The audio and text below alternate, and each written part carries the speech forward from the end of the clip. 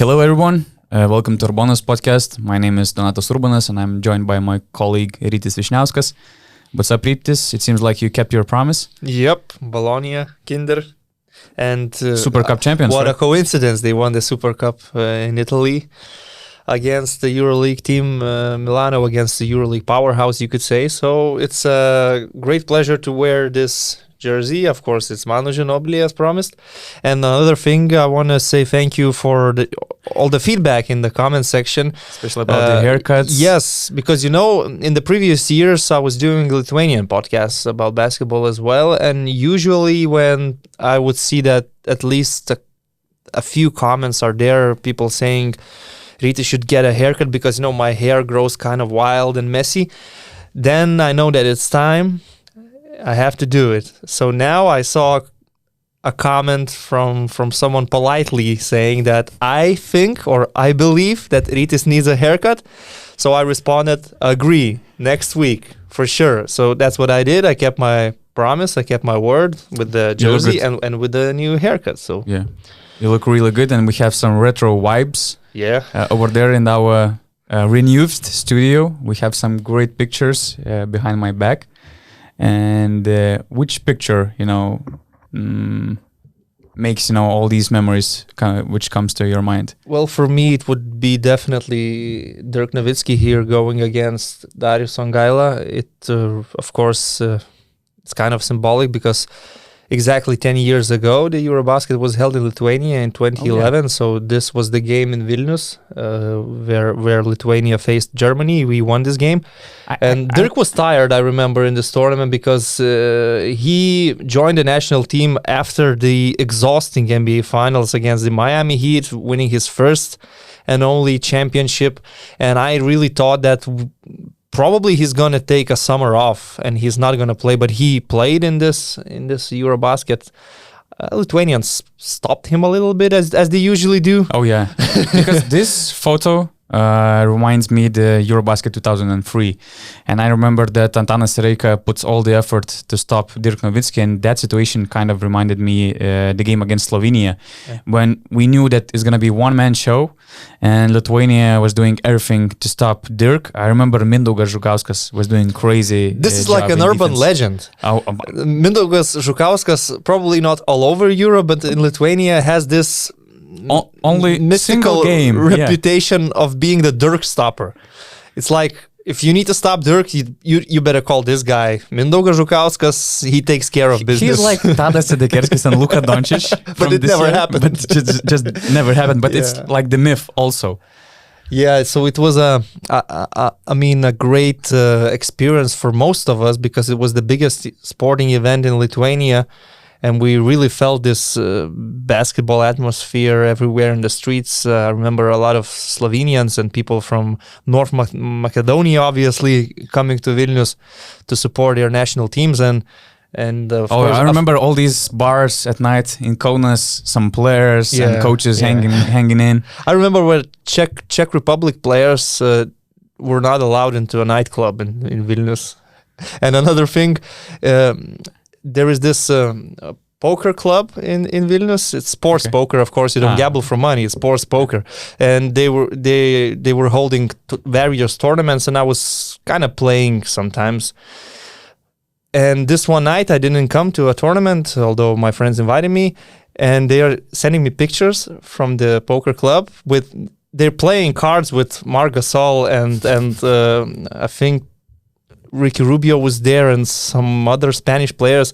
They just randomly came in and said, what are you doing, guys, here? We're playing poker. Can we join? Yeah. So this guy, my friend, sitting here next to Marc Gasol playing cards with him, and I was like, my God, I'm here at home. Why? The only thing which I remember about Marc Gasol in that EuroBasket was that he was like making fun of hotel walls in Panevėžys because Panevėžys is my hometown. So, it was painful for me to hear, that they were making jokes, probably. But it was a decoration. Yes, it was historical decoration. It seemed like there's a hole in the wall, but it was a decoration. And that's just art, It was a great EuroBasket, because it was the one before the Olympics. So all the star players were there. The French national team was stacked. The Spanish team with both Gasol brothers, with Sergi Baca, everyone was there. They once again won the final in Kaunas. Dirk, all these other great players, they were there, so it was a really memorable tournament. Unfortunately for us, it ended not so good. The worst part, there were two strange moments. Okay, it was not that strange, but the worst part was that teams like, France, Germany, Serbia probably, they played in small cities, and sometimes there were like something under 1,000 people, in the stands watching Tony Parker, for example, Dirk Nowitzki, and all the stars. The next thing, which was funny, I remember there was something like a camping in Lithuania. It was kind of, an idea, to put a tent near the arena, to follow the Eurobasket. I don't know who thought that it's a good idea. Yeah, but it was pretty awkward. And many people would say that it's a painful tournament because of what happened when we faced the great Vlado Ilievski. That guy had weird pass. But for me, what I remember and what was really positive, it was like a first glimpse at Jonas Valanciunas, what he can do in men's basketball. Because at that time, he won all these medals in youth basketball. And in this tournament, Marijonas Petravičius unfortunately faced a health issue. And Jonas Valanciunas had to step up. He was brought into the roster as a third center because there was Yevtokas, there was Petravičius. And all of a sudden, Valanciunas has a role in this team, and he starts playing pick and rolls with Kalnietis and Saras. Yeah. And he is amazing. The game against Serbia, it was a high-scoring game in Vilnius, and the Lithuanians were just dominating with these pick and rolls, and it was great fun to watch. He joined the national team straight after the U19 World Cup in Riga. They were champions over there, and if I'm correct, I think that Valanciunas played his first unofficial game, friendly game, and he scored something like 20 points. So yeah, he was an incredible. But at that time, it was not certain that he would make the roster. Yeah. He needed to fight for this. He was 19, spot. 18, something like that. Yeah, 19. He was soon to be an NBA player. He was a prospect already. Maybe this was the draft summer. No, the next one was the draft summer. Or let me think. Probably it was the lockout either season. way, it was a great tournament. After that, he had some great moments in Vilnius, Lietuvos Rytas, and then he went to Toronto, and the rest is history. So it was the first major tournament for the national team for Jonas. Yeah, and talking about all these pictures, probably a lot of people will be surprised why we have Drew Nicholas in our studio. It seems so random, right? But Drew Nicholas is not a random guy at all. He was crazy scorer, and I remember well how he was scoring in Efes. But the first memory which comes to my mind was Panathinaikos years when he joined Spanulis, Diamantidis, and Saras. I mean, that's a hell of a backcourt. And he's a great friend of Saras, as far as I know. Yeah, he's a great guy, and he works for Philly as a scout right now, if I'm right. So great dude. He could have a spot in our underrated fives. I was considering him, actually. Such a good, pure scorer, shooting guard, and so talented. And in the second part of his career, when he joined Panathinaikos, he was already experienced and more mature.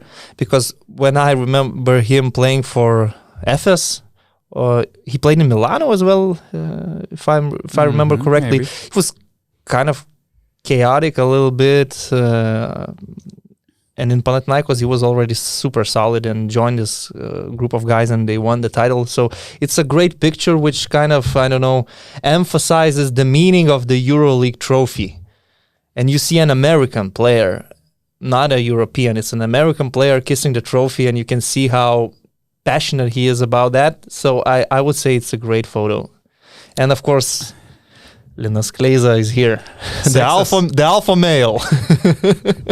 We were joking how we should call sexus in English. Sexy guy, sexy alpha. Sounds bad. Alpha male, I would say it sounds right, and it describes Linas Kleiza's personality for sure. We know he had to retire early because of all these injuries. He actually never retired. He never said that he retired, so maybe he'll sign for Zalgiris this season. But like Carlos Delfino. But honestly, of course, he retired. He actually went to podcasting this year. Yeah, and he's doing great, actually. Well, he is, I would say, more of an American sportscaster or podcaster. He says what he thinks, and he adds on top of that something that could be like, I don't know, more provocative, more controversial. But when it comes from a guy like Linas Kleiza, if it comes from me or you, let's be honest, people would say, what are they talking about? But when it comes from Linas Kleiza, well, he can back this up by 41 points in the Denver Nuggets jersey, or what he did for the Lithuanian national team. And he was the top scorer of the EuroLeague that season. This season with Olympiacos, they were really close. Yeah, they went to the final and they lost against an amazing Barcelona team coached by Xavi Pascual. Yeah, and Linas was the top scorer, and I remember he had a nickname in Greece, Pistolinas, I think, something like that, based on his shooting skills and probably something else. He was doing these pistol signs, so it makes sense. So we'll see who's gonna be kissing the EuroLeague trophy like Drew Nicholas did. And today we're gonna make a podcast about EuroLeague regular season predictions, let's say. We're gonna put all these teams from the 18th to the 1st seed, and we will try to predict, who gonna succeed this year and who not.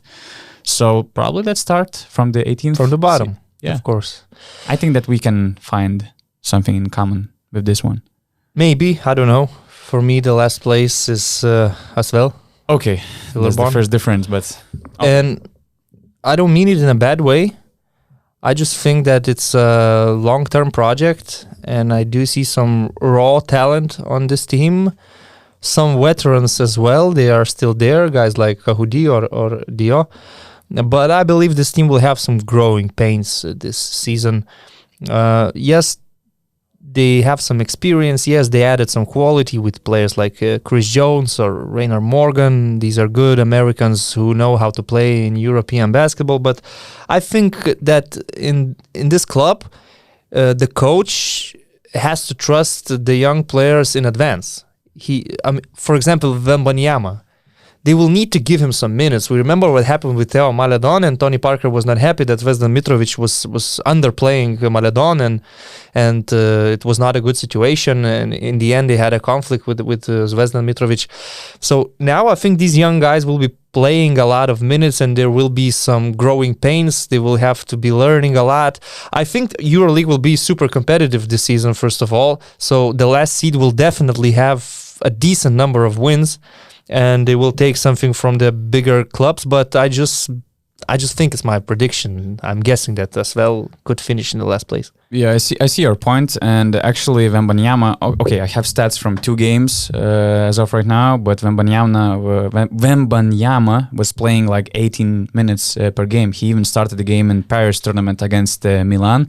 He averaged 4.5 points and 4.5 rebounds, as well as 4 blocks. Wow, 4 blocks. That's crazy. Well, with his size... It's not that surprising, but when you're playing in Paris, there were good teams. And talking about Wembanyama, he's definitely the most interesting thing when it takes, Asvel team.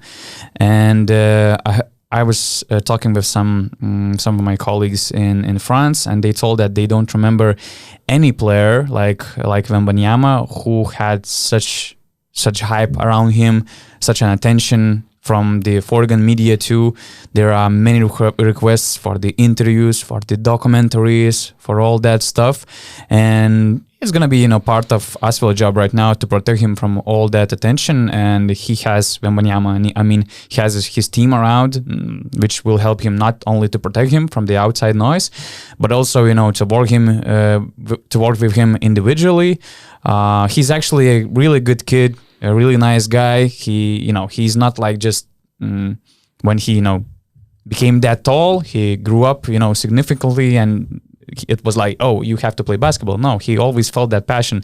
And it seems like he's a really smart guy. He's not draft eligible for the next year, but in 2 years, he's projected as some say he might be, the first lottery pick. So that's definitely the best thing about Asvel. But I agree with you. They will have to play him.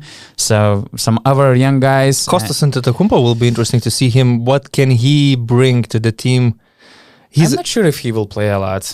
Well, he's an athlete, but is he skilled enough to have an impact on a EuroLeague team? Yeah, it's the EuroLeague. It's questionable. It's different. So when I look at this roster, I think it lacks leadership. It lacks quality. I'm not sure if, let's say... Although TJ Parker is a nice coach. Oh, yeah, for sure. I heard good feedback about him. He deserved that chance. Although, many people can say that, it's just because of his brother, of course, that helped him to get this job. But what he did before, like he was following his brother. He went to San Antonio, to learn from Greg Popovich, all the coaching staff. He was learning a lot. He was preparing himself for this challenge, and he was doing decent job the last season. They were unlucky, you could say. I mean, they faced COVID and there were all these issues with the French championship, the quarantine and stuff. Yeah, so games. They had a lot of problems, and they looked okay. But I'm just thinking that this EuroLeague is going to be very competitive. And do I see a team with Chris Jones and David Lighty going very far? I don't think so. I mean, it will be an important season for the development of these young players, but I don't think they will be winning many games. So who is your 18th? I have Alba. I see Alba as the only team which might be weaker than Asvel.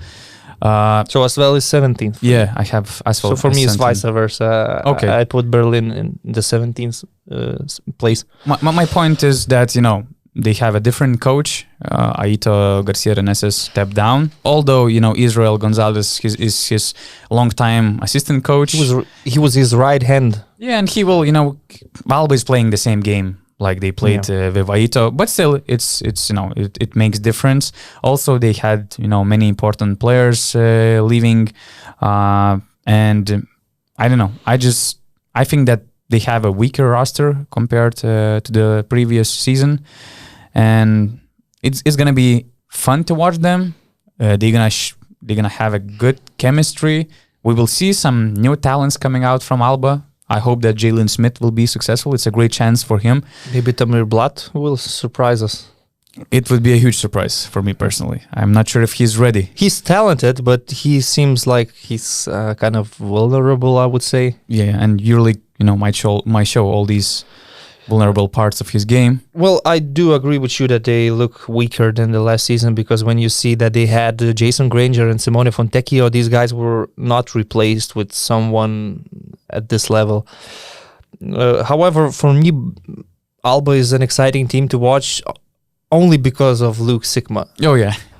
We have to mention I'm a big fan of Luke Sikma, and this is a guy with a phenomenal basketball IQ. He could be the smartest EuroLeague player on the court, and it is kind of, I don't know, strange for me that he never left for a bigger team. I could see him playing in the elite teams. I remember Zalgiris was... Okay, Zalgiris is not an elite team when it takes, top 8 teams, but I remember Zalgiris was interested in him, and they backed off in the last minute. Something just happened, and Saras didn't want to sign him. But sometimes when I see clubs like Armani and other clubs in playoff contention, even Fenerbahce, signing some of their players that they do, and I'm thinking, Luke Sikma is better than these guys. And he's like a coach's dream, because he's so smart. You don't really need to tell him anything. He knows what to do on the basketball court, and his decision making. He's a great guy also off the court. And his decision making is just amazing. I know that he's injury prone and he misses some games throughout the season, but Luke Sikma by himself makes this Alba team exciting. Yeah. Other than that, it's a nice roster with young players and Marcus Eriksson and a shooter Marcus Eriksson, but it doesn't look like something that could attract people's attention. What do you have for 16th seed? Yeah, 16th seed for me. I have Zalgiris. Oh, okay. At first, I was thinking Zalgiris somewhere in between 12th and 14th spot, but then I looked at the other teams and their rosters, and I thought to myself that this is going to be a really tough season for Žalgiris. And in the beginning of the season, and these preseason games did not bring a lot of optimism as well. So considering all these things, I think they will be struggling this year in the EuroLeague. And last week we were talking, and I said that Martin Schiller doesn't look safe in his position. I think this season there might be some unusual decisions made in Žalgiris organization. So the 16th seed, it would be the lowest for Žalgiris since EuroLeague went to this format of the regular season. And I just don't think it's going to work with Emmanuel Mudiay right now. My first thoughts are like, he still needs a lot of time. He needs a lot of time, but... And he's not that good defensively, like a lot of people thought. So, we had Thomas Walkup, and I thought that Emmanuel Mudiay is a good replacement, but if he needs time, how much time he needs? Half a year? If it's half a year, then you will be already in the bottom of the EuroLeague. That's the thing. By that time. Žalgiris has potential to be a decent team, but the thing is that for teams like Žalgiris, they don't have luxury to wait for something. For example, the last year, they started the season just great, like with 5 victories, and it helped them, to put them in the position to at least to be in the conversation for the playoffs for a long time. Of course, they used, let's say, disadvantages of other teams having COVID, injuries, and stuff like that. But this year it's different because they lost all 5 preseason games. They didn't impress me a lot in their season opener in Lithuania against Jonava. And I remember that the last year playing against top 8 teams, they won only 3 of 16 games, if I'm right. So, we're talking about the team which won't, exceed your expectations playing against top level teams in EuroLeague. And the main thing is that our teams just got better. Yeah, that's the difference. Definitely. We had like Monaco, UNICS below. And there's no Himki this year. Yeah. Everybody beat Himki last season. I don't see a team like this that could give away victories left and right. So for Žalgiris, I think it will be a difficult year because also they have quite a few veteran players. I said it before, they have like 4 veteran players, and ideally you would have 1 or 2 guys like Jankūnas, Milaknis, Kalnietis, also Yanis Strelnieks and his injury problems.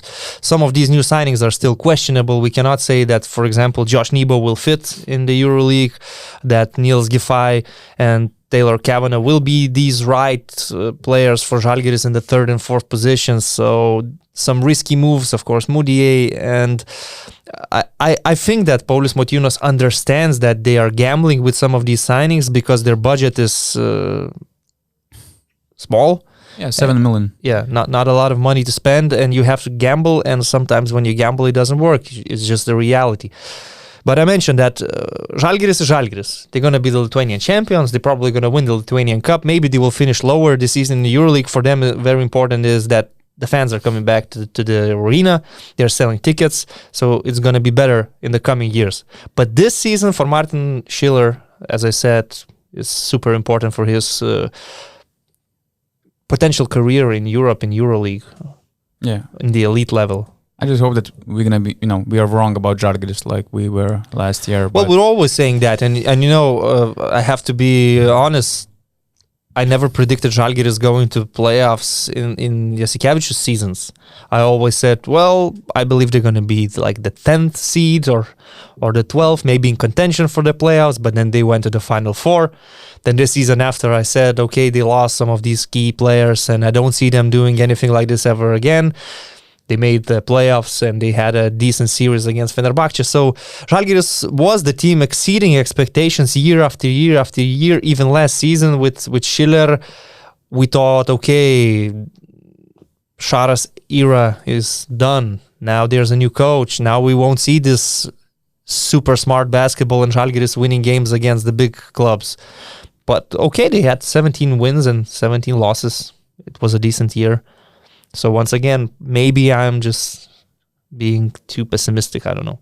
I have Zalgiris as my 14th seed. So who's the 16th? Crvena Zvezda. And I feel bad, for putting them so low because that's a team full of fighters, very good group, many local players, kind of, reunion vibes over there with Kalinic, Radonjic, Ivanovic, Mitrovic. They played together before.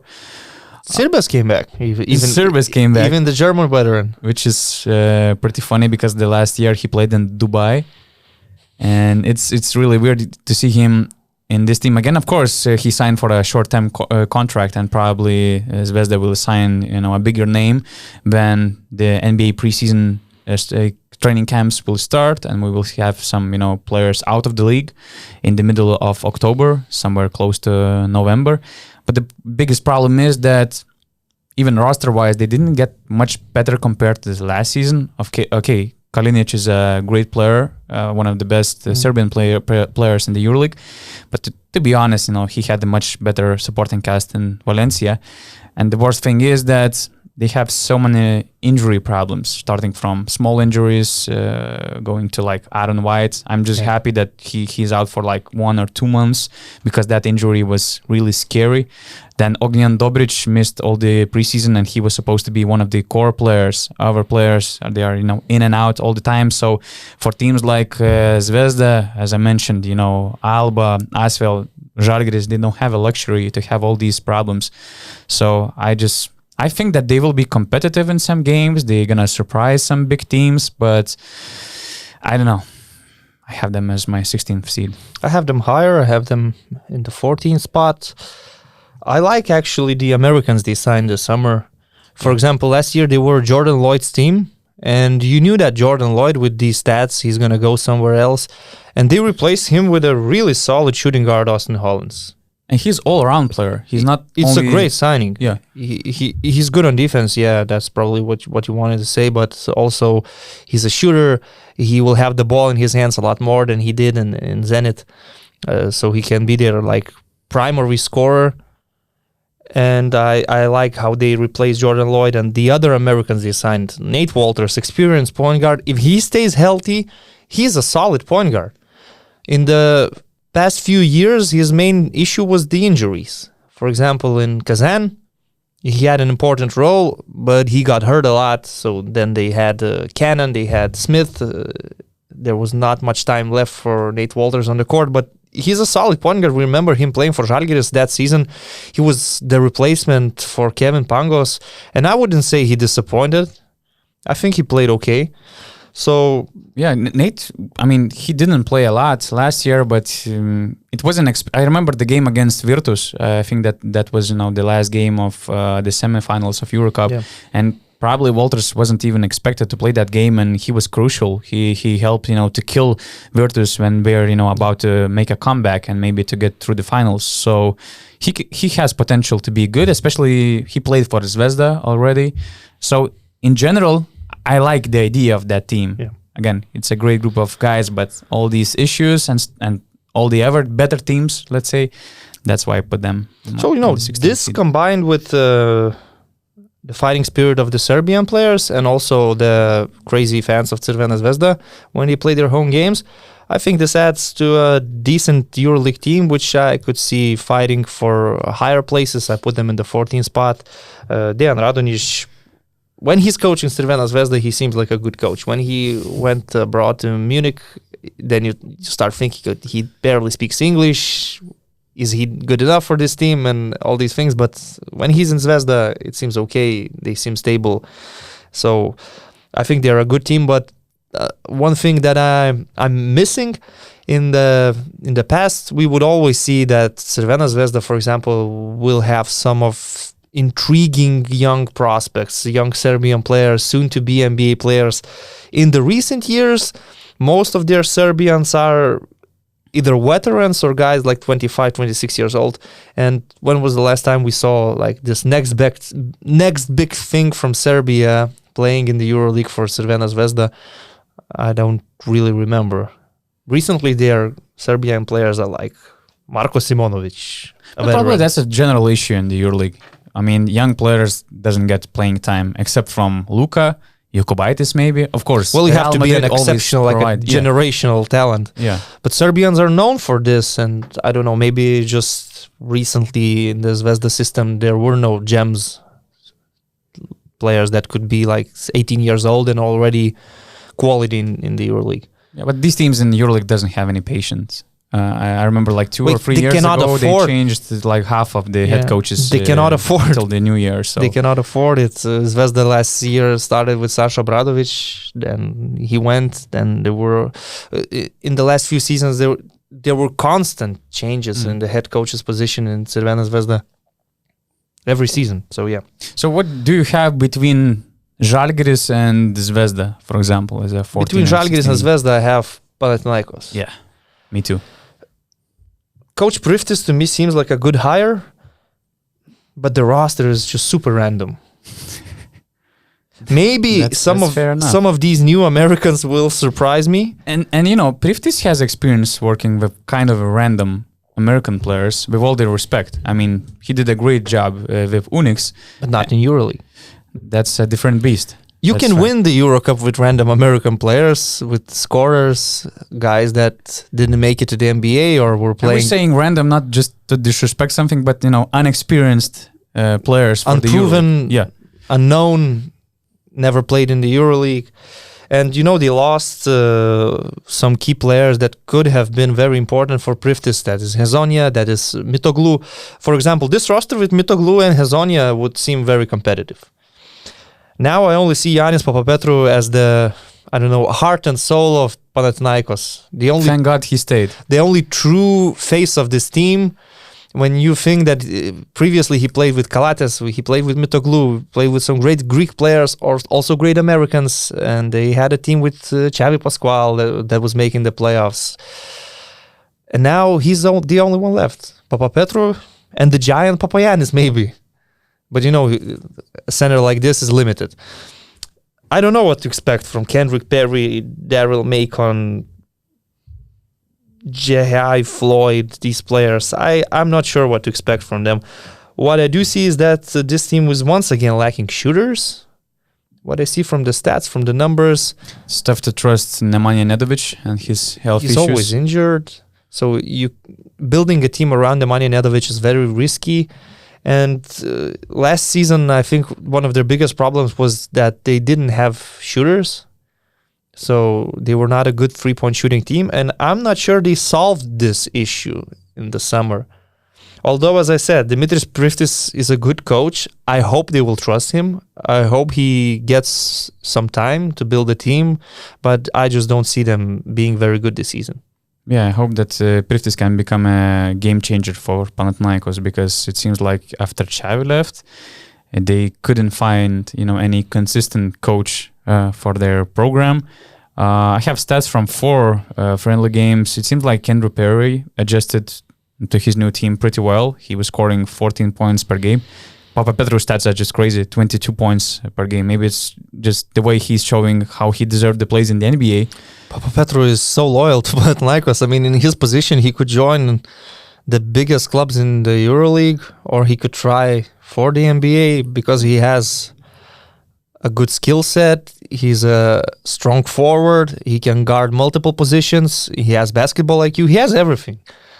I would say, like, for example, you see Barcelona. They are one of the favorites. They have Nigel Hayes as their main small forward. They don't have a backup. Alex Abrines is injured. Papapetrou would solve all of the problems that Saras has right now in this roster. I remember, I think it was like 3 or 4 years ago, there was a moment when Papapetrou probably was playing for Olympiacos, and it was a summer when Panathinaikos was looking for a small forward. And what is interesting that Edgaras Ulanovas was in the conversation, to fill that spot. So thank God, Panathinaikos signed Papapetrou, not just because he's a local player, but as we saw, he's loyal to his new team. He's the main piece of that new team, and he, as the time showed, he had more potential than Ulanovas. Two-dimensional player, all-around player. He improved as an offensive player in the That's the main difference few probably years. between Ulanovas and Papapetrou. Papapetrou, at that time, he didn't look like an offensive threat, but now he added some moves back to the basket. He improved his three-point shooting. He improved his leadership, I would say. he probably understands his role, that right now he is the Greek guy everybody's looking at. He is the one who needs to step up, who needs to say a word when things are not in the right way. And I think Dimitris Priftis probably will see Papapetru as his main guy. But 15th place for me. Okay, so I have Alba, Asvel, then Zvezda, Pau, and Žalgiris. Okay, so we discussed these so far. And what is your 13th for seed? the 13th seed, I have UNICS. Me too. When it takes UNICS and Monaco, these I was considering these teams as my biggest gambles. I thought that maybe one of these teams could have a shot for the playoffs, and I had to choose between them. And I think that there is way more gambling, about UNICS, and they're just crazy. They're surprising us to this day because nobody could have expected them to sign OG Mayo, starting from Mario Hezonja, of course. Then they signing Brantley from Utah, and then I'm hearing that they're still on the market for the combo guard or something like that. Combo guard. And a team with Isaiah Cannon, Mario Hezonja, and OJ Mayo are looking for a combo guard. And I'm not 100% sure about this information, but the main question which comes to my mind is like, can we play like with free balls on the court at the same time, to help this team to win games? Because I just see a lot of chemistry issues for this team. Oh my God. Well, you know what? If somehow all these guys click together, there's so much talent in this team and they could do some big things. Maybe I don't think they are that strong in center and power forward position. I don't know if Tony Ejekiri as the main center is enough. But the perimeter guys, the shooters, the ball handlers, very talented, of course. It seems impressive. Mario Hezonja, he's going to have a big stat line either way, whether UNICS is a winning team or not. 25 points in 2 games so far. So Mario Hezonja is probably going to be competing for the Alfonso Ford Award. If he keeps this up, he could be scoring like more than 20 points per game. We know his mentality. He has this killer mentality. He's, I would say, a little bit arrogant, but he trusts himself. He's like Linas Kleiza. He trusts himself 100%. He wants the ball. He wants to take the shots. It doesn't matter to him how many shots he missed previously. So in this case, there comes another guy. I was covering the Euro Cup playoffs last year, and I said Isaiah Cannon. I gave like a name to his shot. It's Cannonball. What does it mean? It means that he is shooting like crazy. He is the shortest guy on the court. His shot has this super high arc, and he was facing Krasnodar Lokomotiv in the playoffs in Euro Cup. He has a night with 1 from 18 shooting. Then he comes next game like nothing happened, and he once again takes 14 or 15 jumpers. He makes more. He makes on a better percentage. He was scoring, I believe, like 15 points per game in the Euro Cup. And he would sit here and you would tell him, dude, you did these things in Euro Cup, but now it's the EuroLeague. And he would say, like, what's the difference? I'm going to play my basketball. I don't care. It's EuroLeague, Euro Cup, whatever.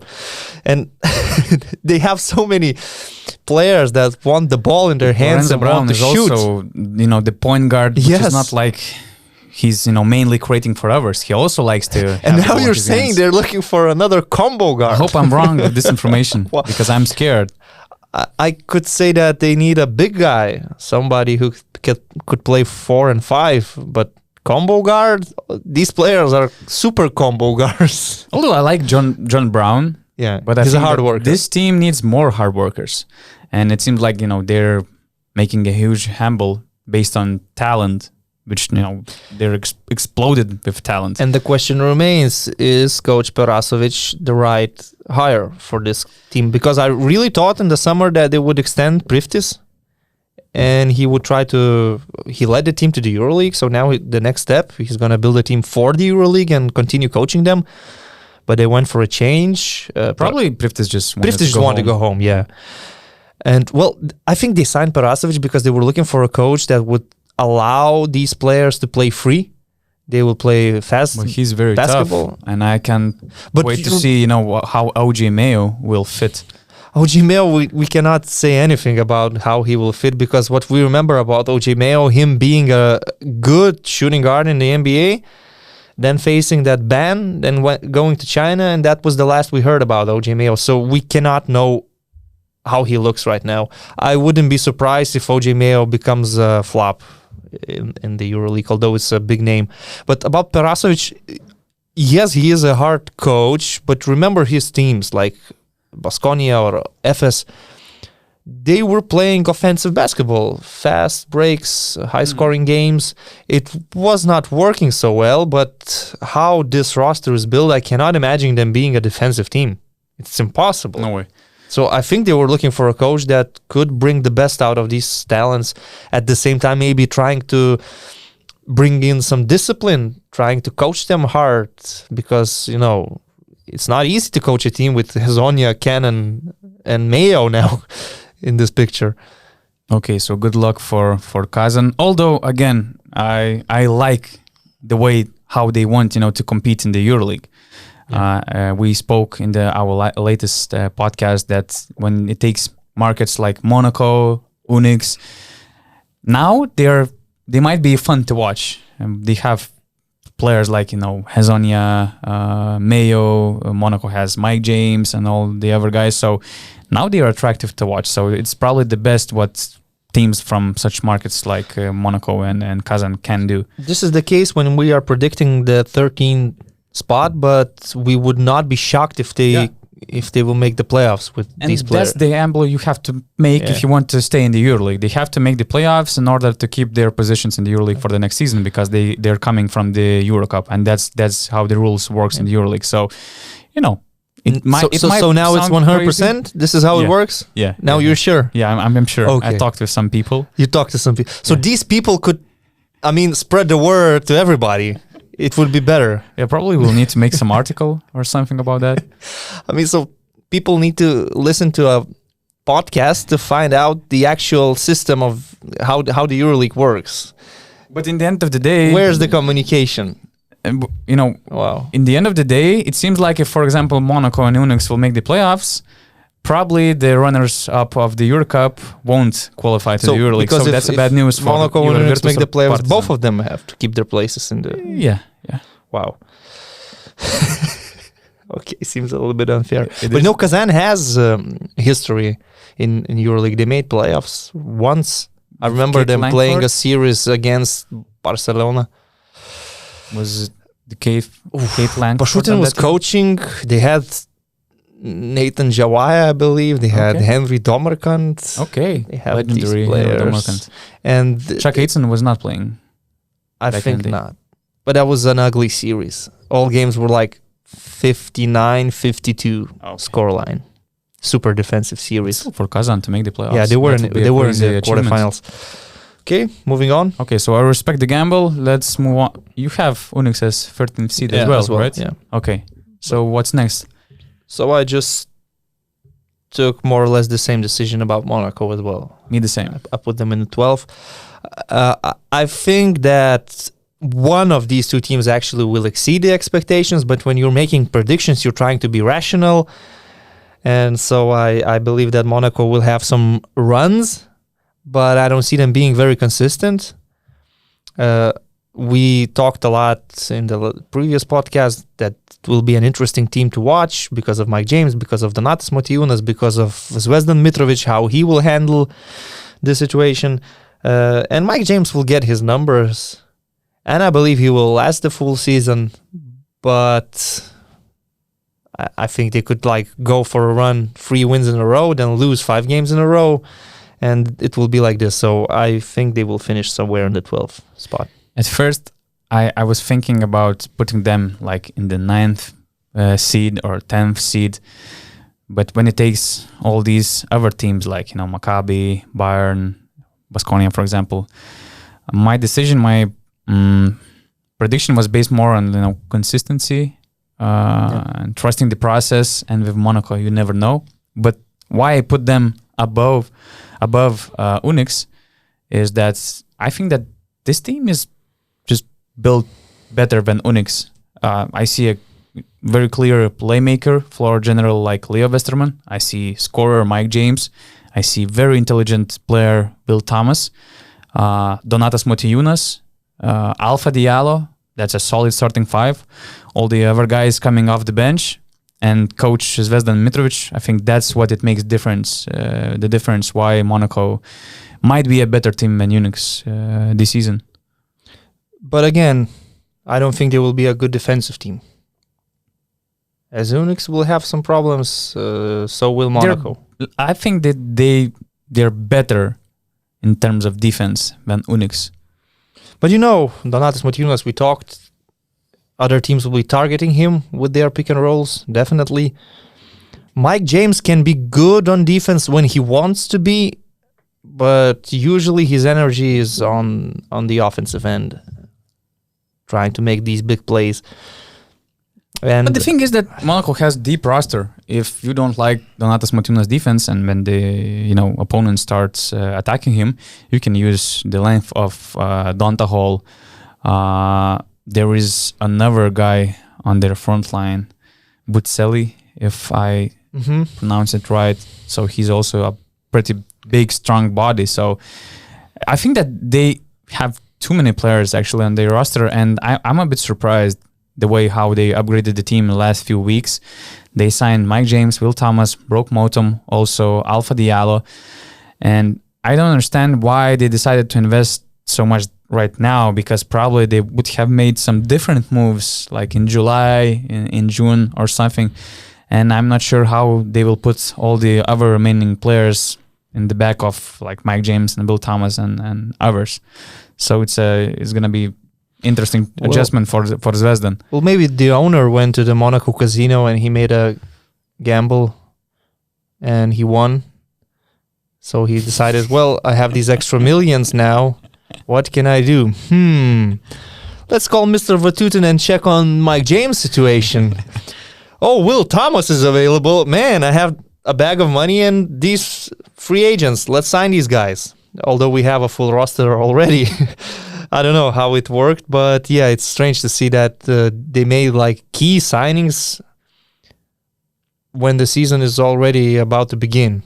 But okay, 12th place, I don't think it's a bad prediction. I think it's in this competitive environment, 12th place is like 14 or 15 wins.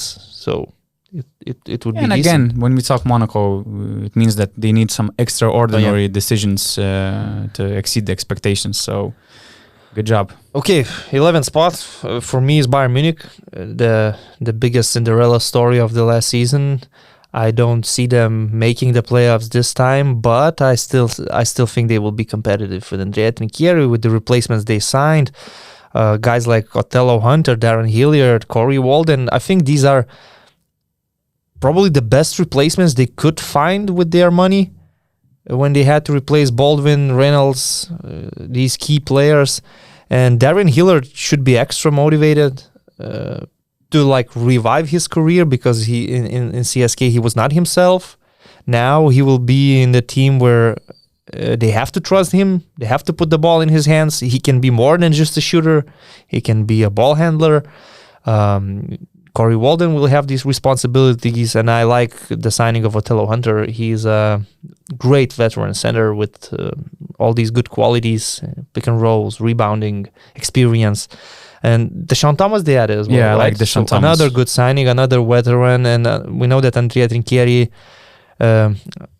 likes to finish the roster with experienced players. Like remember last season they added James Gist and DJ Seeley on the way, and with them they became better. And Deshaun Thomas, Othello Hunter, they are very experienced guys. They don't need to learn anything. They already know how to play, and they will fit the system, I believe. And at the same time, Andrea Trinchieri will have some young talents. Yeah, and they also signed the local player Andreas Obst, who was actually the top scorer of Bayern Munich in the 6 games. We saw him in the Olympics as well. Yeah. He's a shooter. He's a good shooter, so he could be... Can boost the team off the bench. Yeah, he could be one of the better German players. We know that they will be waiting for Paul Zipser to come back after his horrible injury. Augie Rubit actually was doing a good job. Rubit, 11 points per game. I mean, I like all these pieces. It makes Bayern very smart, very trustworthy team, I would say, and you always trust Andrea Trinchieri. So when it takes 11th, 10th, and 9th seed, for me it's like a gray zone. You can put any team, and for example, the next day I can choose the other team in that kind of in that mix. But what you say now, I just trust Bayern this Munich. is what counts. So where do you put them? 9th seed. 9th seed, okay. So Just because I trust them more than two other teams I have. So for me, 11. But we both agree that the margins will be like 1 win or 2 wins separating these Especially teams. for me, from the 9th to 13th seed probably. Then there's a bigger margin between 14 and 18. Well, either way, we both agree that Bayern will be solid. But who is your I have number Baskonia. 11? Baskonia. Mm-hmm. I love the potential of Baskonia. I believe that it might be one of the most attractive teams in the EuroLeague for the upcoming season if it clicks. And that's the biggest question when you have head coach Duško Ivanović and Wade Baldwin as your primary guard for your team.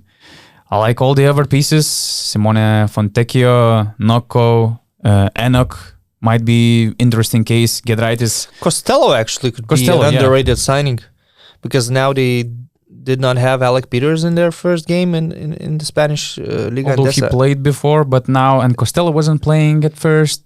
And then they so kind in Valencia, Peters didn't play, but Costello played, and he actually scored crucial buckets at the end of the game.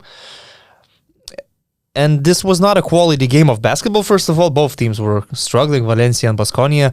But I saw that Wade Baldwin still has his issues, and Duško Ivanović has to trust the experienced player Jason Granger to control the team. However, Rokas Giedraitis once again seems in a good shape at the beginning of the season. Simone Fontecchio, he already looks like a good fit. The question mark is mainly on Wade Baldwin, actually. And the centers, I'm not sure. I know that Duško likes to play big. Landry Noko, Steven Enoch. They never had, guys. Great centers. It will be rebounders. Maybe that's what Duško needs. Just maybe I don't know. Role players, rebounders. But I like them. They were more exciting when they had Polonara, and he would push Polonara to the 5 position for the 4th quarter. Then they switch everything. They become more physical and I like that idea, but of course they parted ways with, let's say, Limane Diop, with Yusuf Afal, these big guys, and they replaced them with more athletic players, I would say. But I think their main power is still in the 3rd position. Giedraitis and Fontecchio, I think these are the glue guys that could make this team going. And then, of course, Wade Baldwin. What will he deliver?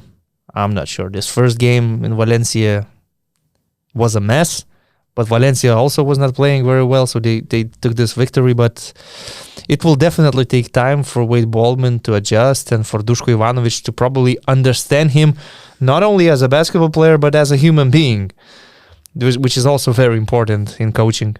I really believe that if Wade Baldwin will adjust, will fit this team, will find the connection with Duško, I really believe that Baskonia can make the playoffs.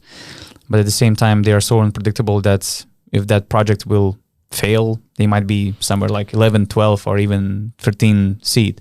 But it's a good thing that they addressed the issue of shooters, because when Duško Ivanović first came into this team, they had no shooters at all. They were the worst 3-point shooting team in EuroLeague. Then year by year, they added players like Giedraitis, like Peters. Now they added Vanja Marinković, who is another shooter. Costello also. No, yeah, Costello, he can play as a stretch 4. He can make long distance shots. So now the team is surrounded by good shooters. So if you have a point guard like Baldwin or Pierre Henry last season, who is not known for 3-point shooting, he doesn't have to take as many shots because he is surrounded by players who can make those buckets. So this is a good idea. But the balance in this team, we will see if this is the right, if they made the right moves in center position and trusting Wade Baldwin and all this stuff. Do you have the same team as our 10th seed? So Baskonia is my 10th seed. Oh, Baskonia. Yeah, Bayern 11. Baskonia is number 10. And Maccabi is 9th? Nope. Okay. You see Maccabi is a playoff team. Okay. because I have them as my 10th seed. Okay. I see the improvement, and I've heard that Maccabi is happy with the roster they built, and it seems like that this roster fits Sfairopoulos' game better than last year. And you cannot forget that they started the last season like with 2 or even more players missing. Kaspi was injured. They signed Dragan Bender later, if I remember well. They didn't replace Quincy Acey in the beginning, and they had terrible preparation stage for the season because they started it very late because of Israeli championship taking place in the end of July, something like that. And but the main thing about Maccabi is that, again, when it seemed like they have all this team set for the season, they have the first preseason press conference, first open practice, and bam, COVID happens. And if I'm correct, I think that they didn't have a single practice with full roster. And again, we are talking about very important phase of the season, the preparation for the season. And it might cost them some wins in the beginning of the year, and it might, cost them the place in the playoffs. And I like the idea of this team. I like Keenan Evans. I like other guards. I think that they're better defenders. They have a better defensively, they are better than the last year. But the main question is how they will find the chemistry. Nunnally, Derek Williams, Scotty Wilbekin, there is Reynolds also. So I wouldn't be surprised about them making the playoffs, but I have some question marks. Well, the additions of Derek Williams, Jalen Reynolds, and James Newell actually excites me. I always like Maccabi because I actually fell in love with Tel Aviv as a city when I was there, and I think it's just the best place for any American to play in Europe. In Tel Aviv, you can feel like in the States, and everything is so good in the organization itself. So it's not a coincidence that so many great American players have played in Maccabi or will play in the future, definitely. And when I see like Derek Williams going here, he is one of my, I would say, top 5 favorite Americans in EuroLeague right now. I'm very happy that he is here. He maybe did not have very good seasons in Bayern. In Bayern he was great. In Fenerbahce and Valencia also not consistent, had some injuries. But in Maccabi, I think it's an environment where he can flourish. And that's a better fit for them. And I'm expecting a good season from Scotty Wilbekin because last year was difficult for him. It was difficult for the whole team. They lost so many games in overtime by buzzer beaters, by 1 or 5 points margin.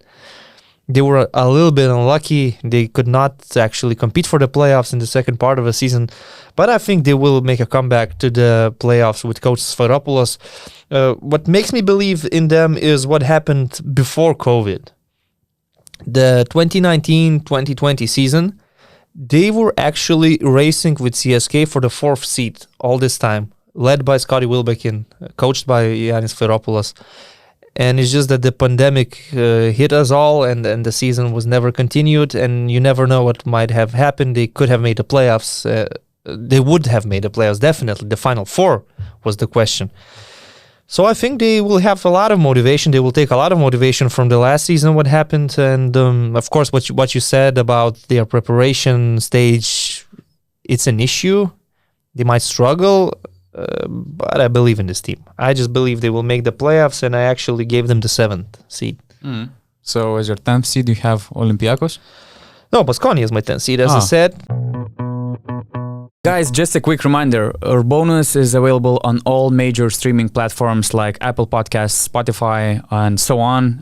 Just write URBONUS in the search bar and make sure to follow us so you don't miss out our future episodes. Also, do not forget to visit basketnews.com where you will find the latest European basketball news and exclusive content. 9th seed. This is interesting. Zenit. Okay. You see them as a playoff material. You see Xavi Pascual as one of the best coaches in Europe. You remember how they gave a hell of a fight to Barcelona in the series last season. But now they had to replace Kevin Pangos. They replaced him with Shabazz Napier, who is an interesting signing, but he got injured playing in Russia, and the injury seemed like long-term. And all of a sudden, you don't have the main point guard you can trust.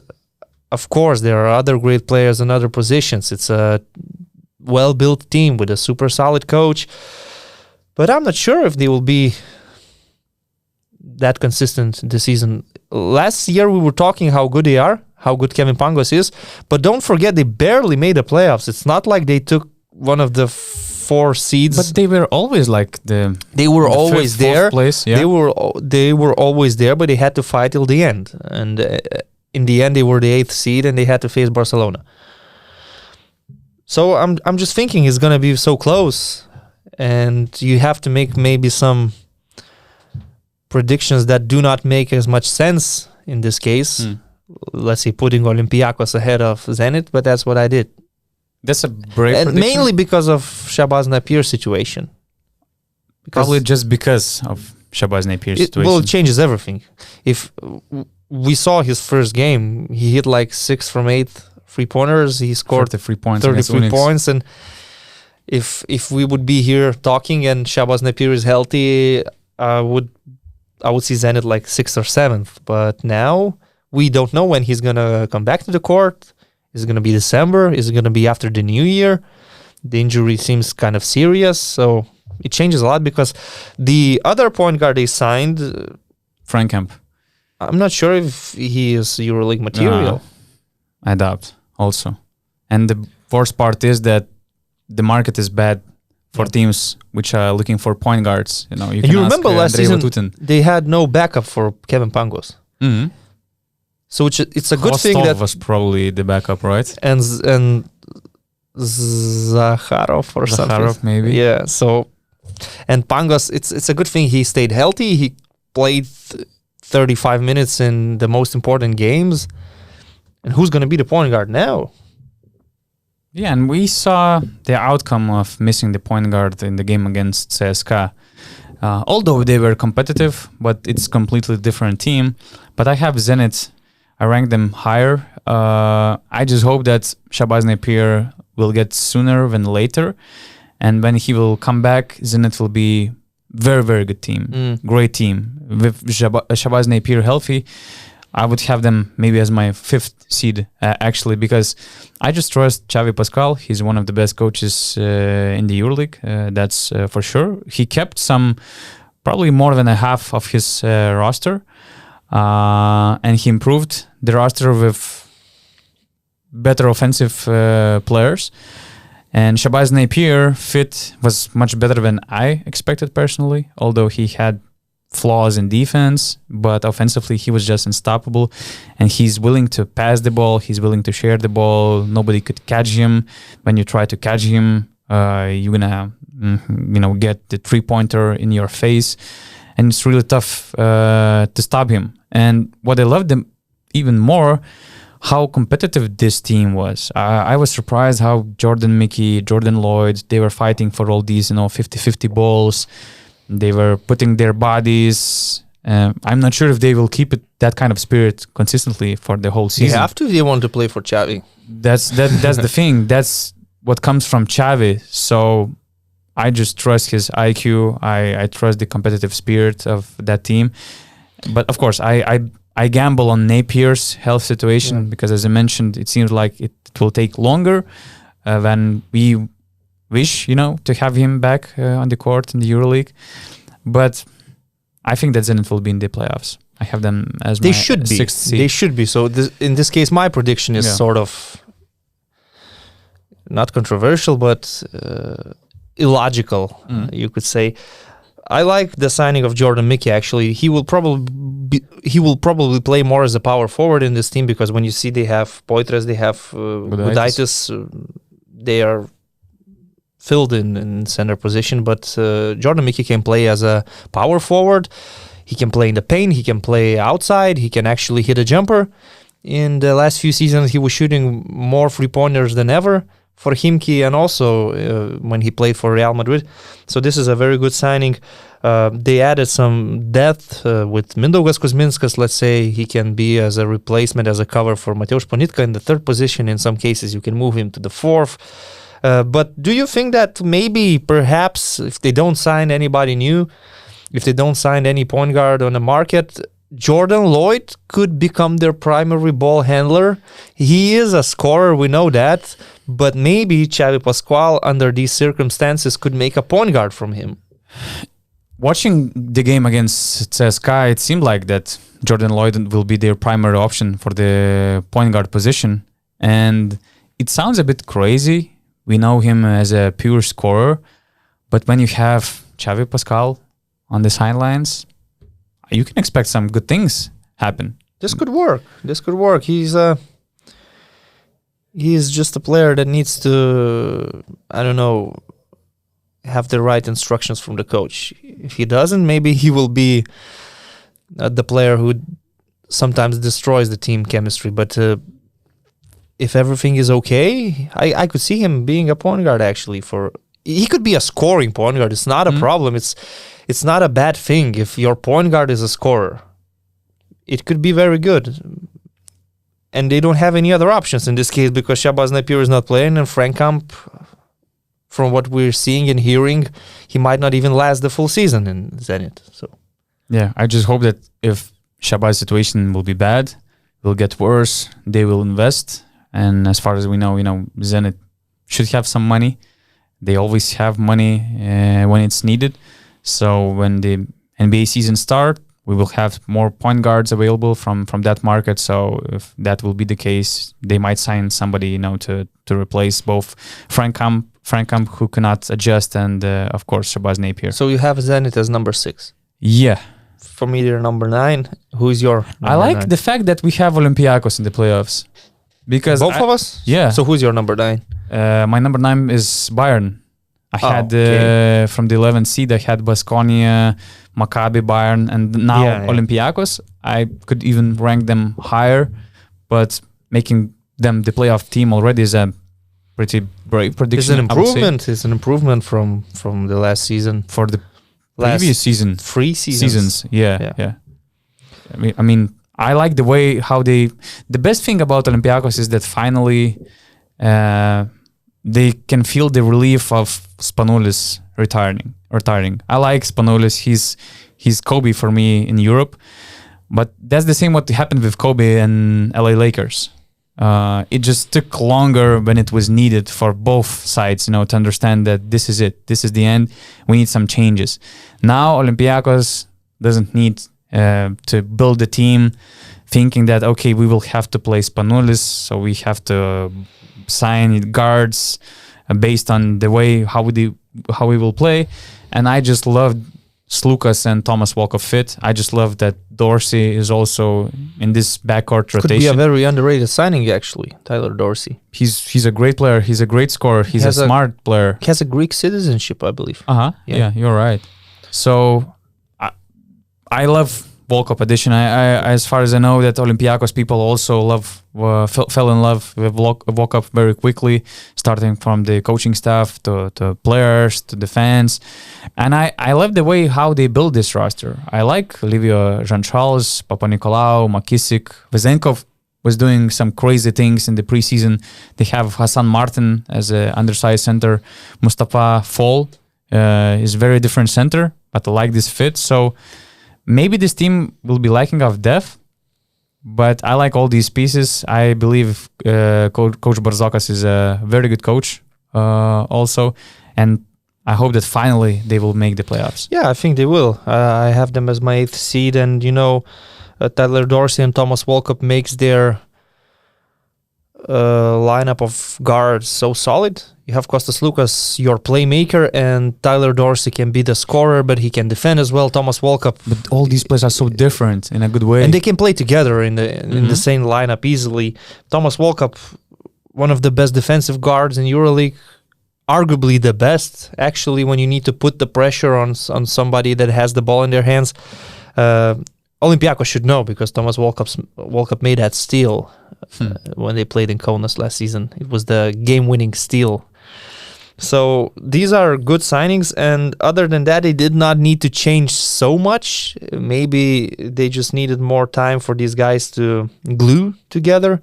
We know that last year they were playing only in EuroLeague, not playing in the Greek Championship, so they did not have as many games. And maybe it was a disadvantage at the end.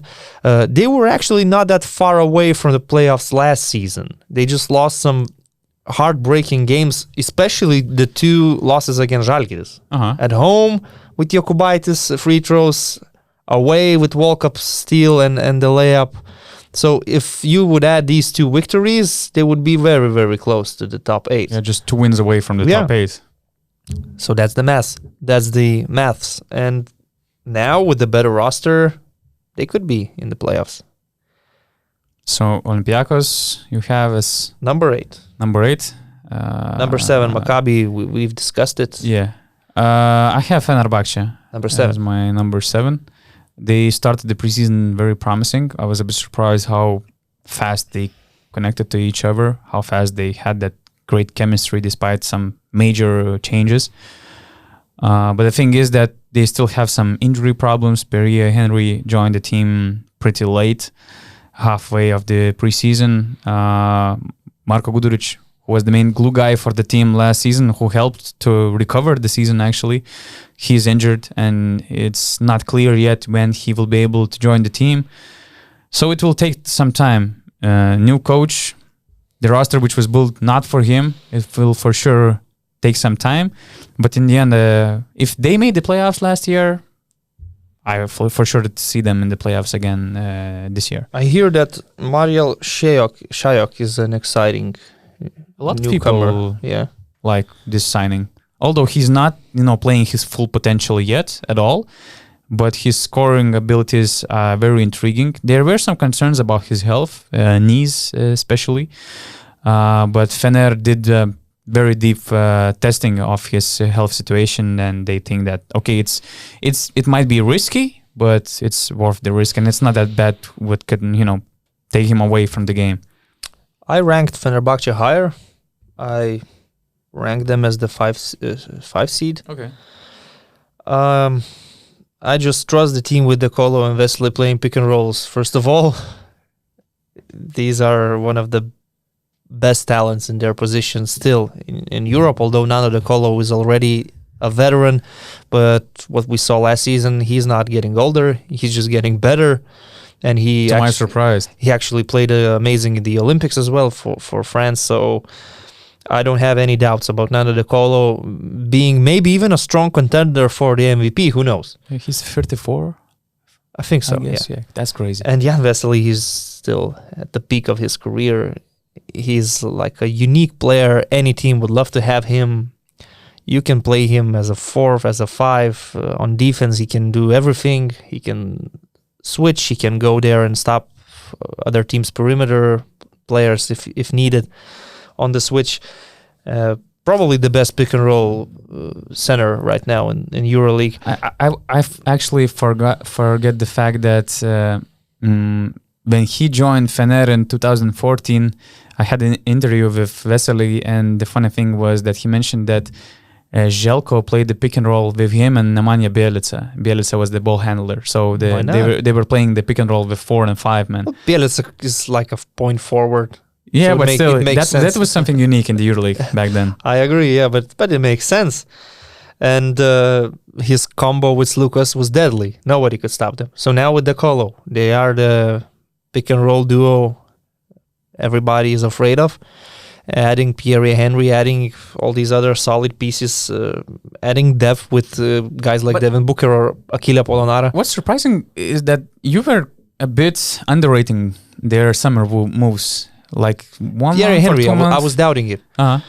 But what changed? Well, no disrespect to Coach Kokoshkov. I just think they are in a better situation now with Sasha Djordjevic. I think it will be better. We will see more quality basketball from them. We will see them better prepared for each and every game in terms of having a game plan against specific teams. Because last season with Kokoshkov, I thought that they were sort of playing their game each and every week. Doesn't matter who's the opponent. Mm-hmm.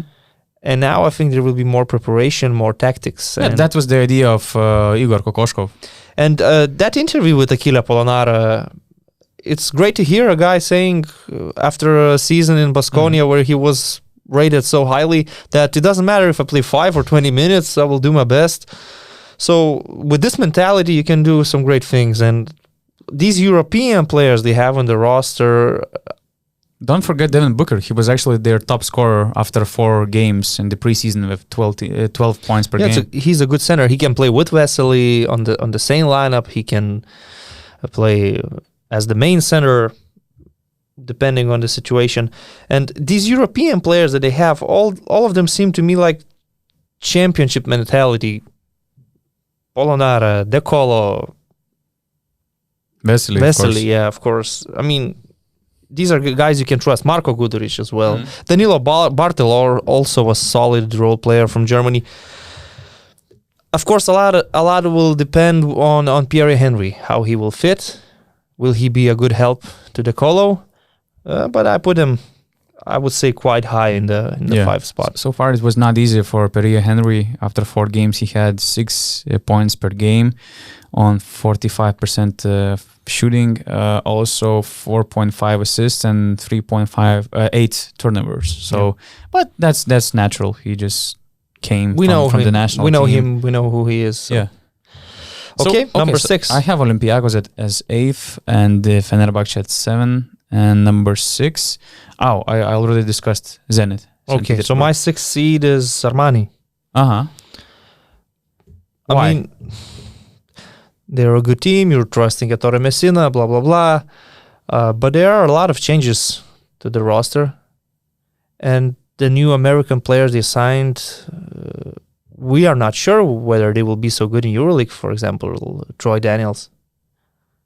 We know his name, we know more or less his skill set, but we don't know if he is going to be a good replacement for Kevin Punter, who was their best scorer. He was a very consistent scorer, and now we see Troy Daniels. Of course, it's very early in the season. In the preseason, in one game he had 19 points, and the next night he had like 5.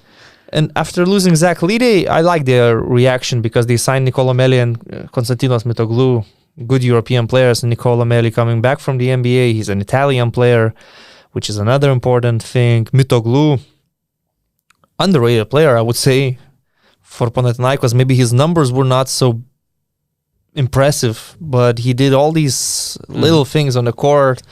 Actually, Coach Pitino tweeted once after he was done coaching Panathinaikos that Dinos was my favorite player in this team. He's like upgraded version of, or let's say the best version of Paulius Jankūnas we had. He's a very tough guy. He's a hard worker, and that's what I like about Meli and Mitoglou replacing Lidey, because Meli will add some skill in the paint, and Mitoglou will match Lidey's energy and the effort in the paint. But they're still depending on veterans like Sergio Rodriguez, Kyle Hines, Luigi Datome. And it's risky. We're talking about 35 plus. You never know when the season comes, when these guys start getting older and slower, and maybe... Especially when you have Chacho as your main point guard. Well, maybe Malcolm Delaney, you could say he's a main point guard. We will see. Last season, they were like 50-50, but... say main playmaker, I would say. I consider Malcolm as a scorer, and in this team, I think you need somebody who... With these veterans, you never know when they will start declining. Okay, last year they were still like playing in their prime, but inevitably there will be a season when they will start declining, and you would say they're already too old. They are not good enough for this big role in the team.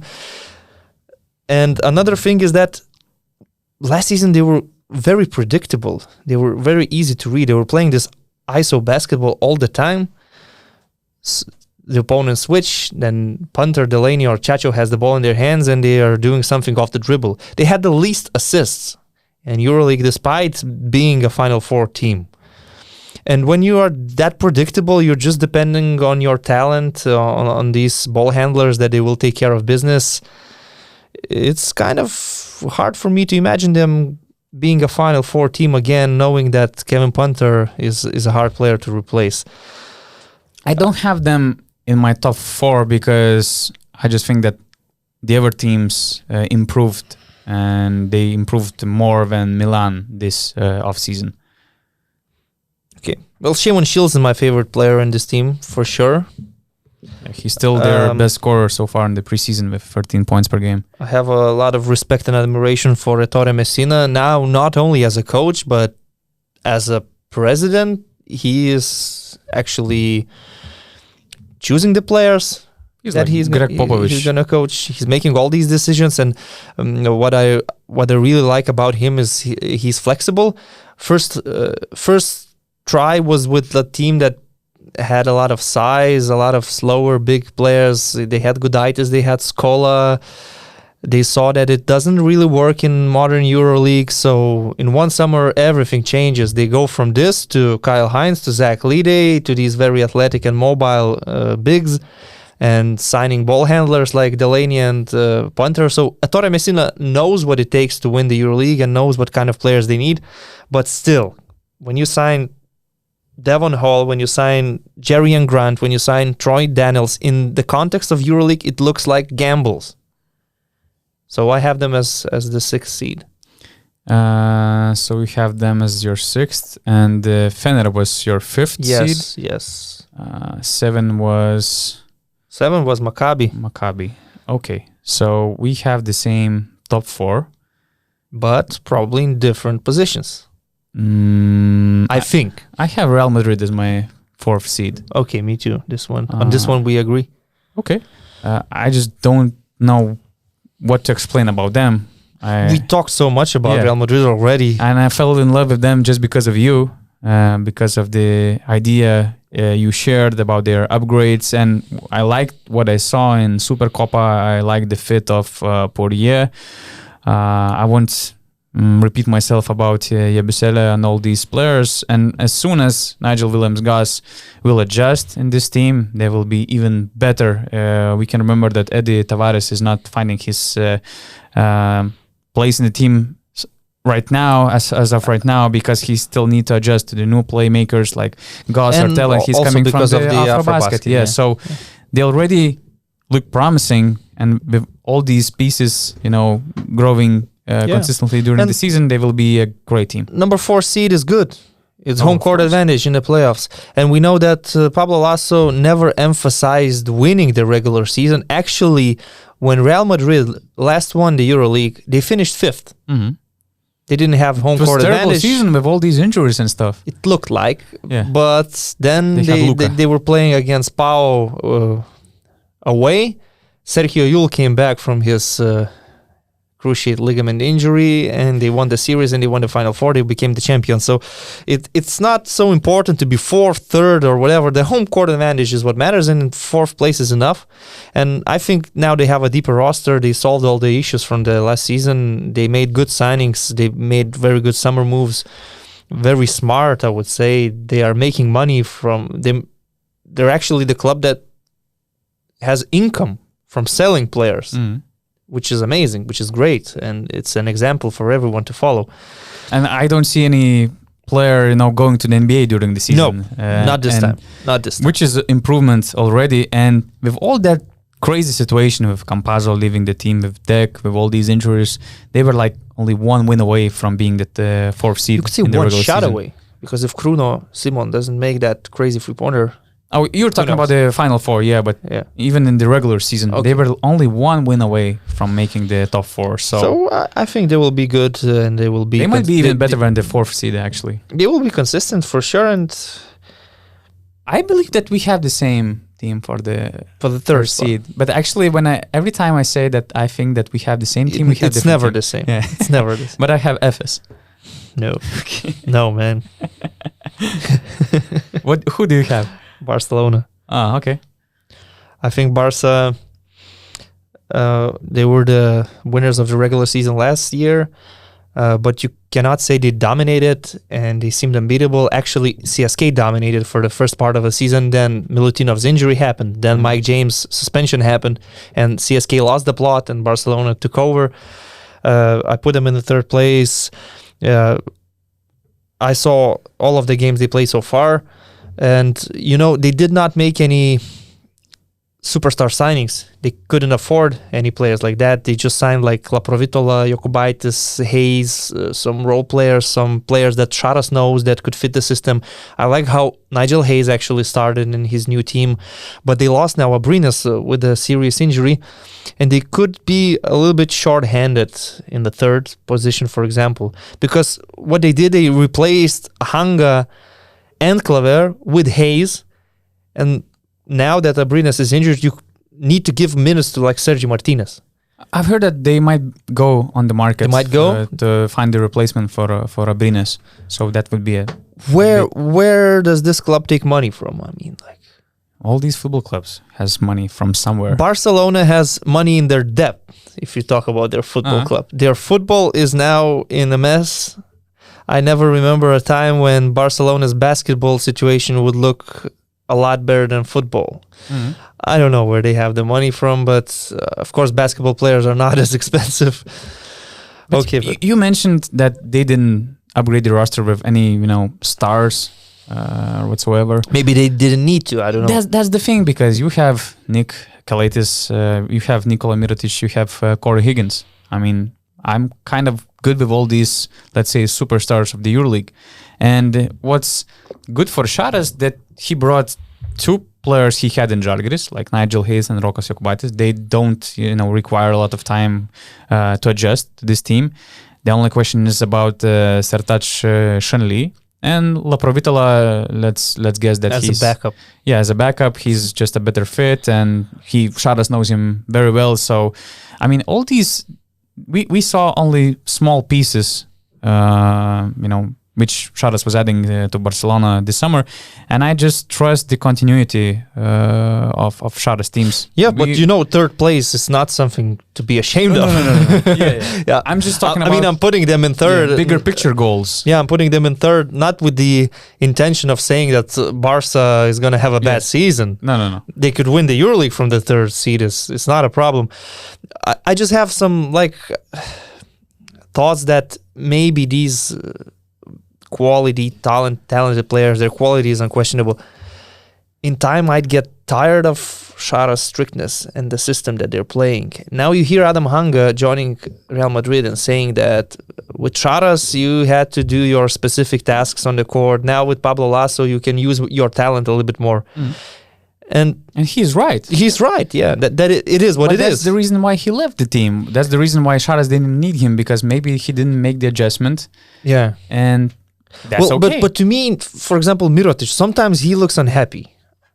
Maybe I'm crazy and I'm seeing stuff, but his body language, for example, in the Supercopa, he looks like he doesn't really want to be here. It could be not because of Saras, it could be because of the Barca club asking him to reduce his wages. But sometimes he looks disinterested. And when your most expensive player, your key player, probably the biggest star of the league, is not happy, can you be a happy team in general? I just think that they might get tired of Saras in their third or fourth season in Barca. I just think that it's too early for them. They still have to. They still have unfinished business. They have to win the EuroLeague, right? So, of course, they could do that. When you go to the Final Four, maybe that's what you need. You need strategy. You need a game plan. Regular season, I think when you have so much talent, you can just cruise past the regular season like Pablo Lasso does. I'm more of a fan of this philosophy. Yeah, probably. And so you had Barcelona their third seed. I have Anadolu Efes as my third seed. Although for me it's the best team in the EuroLeague at the moment. But if we're talking about cruising past, during the EuroLeague regular season, I mean, Efes was 11th seed on the halfway of the regular season. And they were chill. They were so chill. Okay, maybe there was some, let's say, moment where Ataman had to, to raise his voice in his funny... But he always raised his voice. Funny English. Mitic, okay? We will need to put this on social media. And, tag Ataman to save. That was a good impersonation of Ataman. I hope so. I do good of Jose Mourinho as well, but... keep it for your football podcasts. Okay. What I want to say that, Shane Larkin again has some injury problems. They are very relaxed in the preseason. Some guys like Kruno Simon, Tibor Plais also had, some health issues, or at least to recover from all these issues, is to be 100% for the regular season, not to take any risks. And they will be relaxed. They don't care about, the regular season, let's say, champions title or whatsoever. So again, it's not that bad to be the third seed in the regular season. As long as you have the home court advantage for the playoffs, it's okay. And you cannot choose an opponent in EuroLeague. Barca last year felt that the number 8 seed can be just as dangerous as anybody else when they had to play Zenit. So I put Anadolu in the second place. And there's not much to say, actually. We talked about this team. We know how good they are. We see the same roster, and they're defending the title. And just the only question was about Filip Petrushev, probably. And now he's the best scorer of Efes in the preseason. Yeah. So we don't have any more questions. He's the replacement for Shanley, right? And the only question for the summer was whether Vasa stays or he goes to the NBA. As soon as we heard the news that he's staying, everything was clear, because if Vasa would have left, then Ataman would have needed to make some phone calls to find a new point guard. But they have the same dynamic duo, or you could say even a trio with Krunoslav Simon on top, but it's Larkin and Vasa. We might raise the question if they will be hungry enough, because the title was the thing which was motivating them. They were top team in the regular season and COVID season. Maybe they will need a kick in the ass at some point. I mean, like they look happy, they look relaxed. Maybe they will lose like 2 or 3 games in a row, and they will gather together saying, like, guys, okay, we're the champions. Everyone's treating us as the champions, but we're not playing as the champions. We need to get serious, and that could be enough, because I don't believe that a team like this could fall down in the standings. No way. It's impossible. Unless some injuries will happen, but you cannot predict all that stuff. So we have CSKA Moscow. Armейцы Москвы. Number 1. We have, Armensky Moskva. I think they should have been number 1 seed last season as well, but as I said, Milutinov's injury, Mike James' suspension, and everything changed. But they are stacked. They might still actually add a new point guard. As I understand, they're still on the market. Yeah. They were hunting Kevin Pangos. It didn't happen, so they have to look somewhere else. Micic also. Yeah.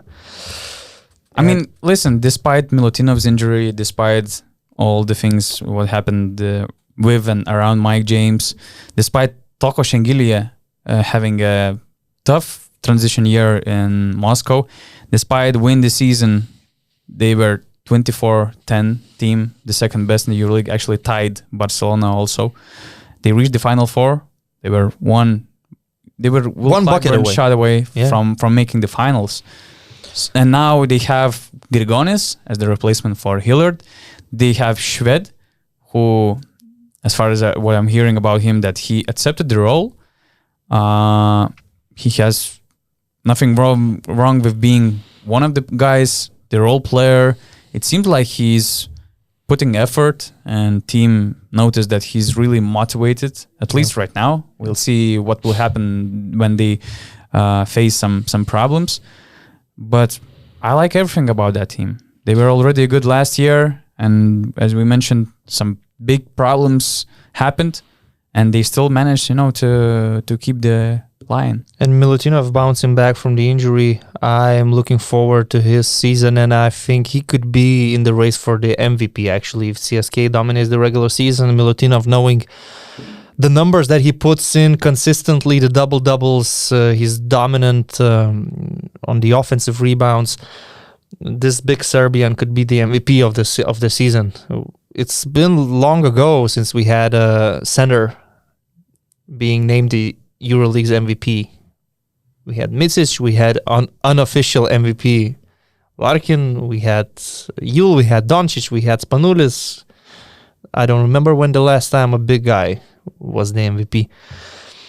So having that in mind as well, I'm predicting that Tornike Shengelia will have a much better second season. Knowing his role in this team, I think they will be very, very solid winning the regular season. Tricky part about Shengelia is that in 6 games of the preseason, he not only averaged 5.7 points per game, but the thing which makes me concerned is his, field goal percentage, which was only 29. And if I remember well, he was working with his shooting mechanics this off season, and I'm not sure if it helped watching all these numbers. Let's give him some time. Free throw percentage was 57. Damn. I mean, those are bad numbers. I agree, but this is again that's a big room for improvement for this team, because if Shengelia will gonna be efficient, he will shoot in a much better percentage. This team will have no flaws, let's say. Daniel Hackett didn't even play in the preseason. In every position, they look great. They have Will Clyburn, the best small forward in the EuroLeague. They have Dimitris Itoudis. Now they probably will not have any locker room issues. It should be a good team in terms of chemistry. And I even think that they might be... we were talking about that even though we are making all these predictions only for the regular season, we will guess the champion as well. Yeah, right? I actually think that CSKA will win the EuroLeague. Well, I'm waiting to see the new point guard. Who can they bring in? But knowing that Final Four is one game, and knowing that in the Final Four format, the favorite rarely wins it all, I would have a guess for Real Madrid. If we rank these 4 teams, CSKA and Anadolu... You're just die-hard Real Madrid fan. I'm not. I'm most definitely not. The MVP of the Final Four. Not sure about the MVP of the Final Four, but I would say I like Pablo Lasso and what he has been doing for 10 years so consistently. And when it comes to Final Four experience, the ability to handle pressure, these are the game changers. And Real Madrid has all this, and you would rank these teams like if they play series best of 5, CSKA could be number 1, Anadolu could be number 2, Barca number 3. In every scenario, Real would be number 4. But in a Final Four, anything can happen. So I would it's just a guess that if these 4 teams will be in the Final Four, I would pick Real Madrid to win it. The main difference comparing all these 3 teams with Real Madrid is that Real did probably the most changes during the summer. They have crucial changes in crucial positions, and that's why. But the Final Four is so far away, and these newcomers, they are not kids. These are experienced professional EuroLeague players. When it comes to spring, they will be already gelled in this team, and you will see Thomas Hurtel or Nigel Williams-Goss playing confidently. I think so. So it's just a prediction for the future, something to make it more interesting. Let's say if we both agree that CSKA is the best team, they're gonna be the champion. So it's not a very good content. Okay, to sum up this podcast, my prediction would look like this: CSKA, then Barcelona, Efes, Real, Milan, Zenit, Fener, Olympiacos in the playoffs, Bayern, Maccabi, Baskonia, Monaco, UNICS, Zalgiris, Panathinaikos, Zvezda, Asvel, and Alba. Yeah, for me, also CSKA, number 1 in the regular season, then Anadolu, Barca, Real, Fenerbahce, Armani, Maccabi, Olympiacos, number 9, not making the playoffs, Zenit, then Baskonia, Bayern, Monaco, UNICS, Zvezda, Panathinaikos, Zalgiris, Alba, and Asvel. That's a really good haircut, Rytis. Thanks. That's all, folks. Rytis Vyšniauskas, Donatas Urbonas. Thanks for watching, and follow us on basketnews.com.